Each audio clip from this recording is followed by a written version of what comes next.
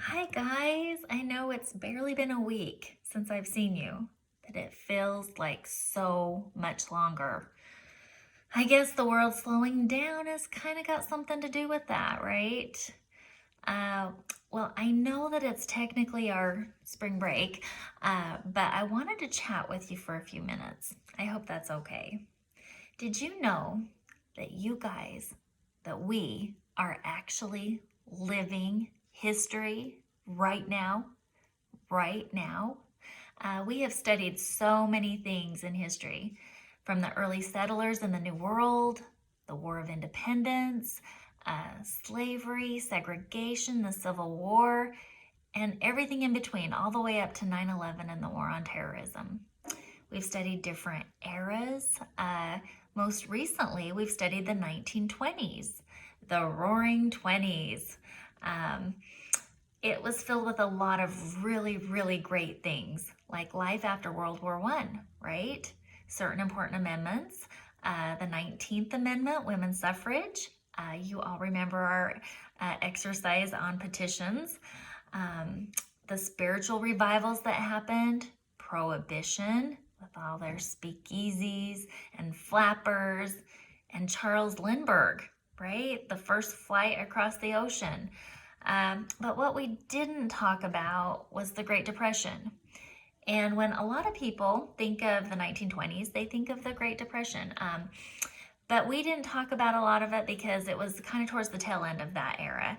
It started in around 1929. But I've been thinking a lot about it and how we were just studying the 20s and how that time frame was really similar to what we're going through now. The situation that we're dealing with this coronavirus, is worldwide. Everybody in the whole world is going through this and experiencing it. It's impacted our economy, our money, all of our small businesses, at least most of them, in a very, very big way. I even heard on the news that they said small business is really the backbone of our country, what our country's built on. So that's pretty scary. Our store shelves are similarly empty, like during the Depression. Things are really hard to come by, particularly toilet paper, right? And I've been having a hard time finding hamburger. I don't know about you guys. What's on your list that you've not been able to find, right? You'll have to let me know. However, one big difference between what's going on right now and the Great Depression is that right now was started by an invisible enemy, a virus. Our government and president have all the smartest people in the world working tirelessly to find a cure. And they are doing everything in their power to help solve all of the problems that this is causing. We are all doing our parts by social distancing. That's kind of a new word, a new vocabulary word. And it's an idea that we just keep our distance from one another to try to help limit the spread of this virus. We've never had to worry about something like that, right? We know when someone's sick that we stay our distance, but this is huge, right? We're staying home, we're avoiding contact with other people in hopes that we can just prevent the spread of this thing.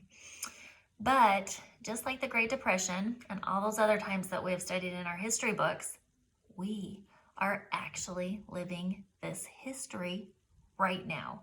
This will be a time that future generations study about in their history books. This will be a time that you tell your children and grandchildren about. We are all experiencing it. Everyone, all over the world. We as Christians take great comfort and peace in our faith and knowing that our God is with us always. He's going to see us through this.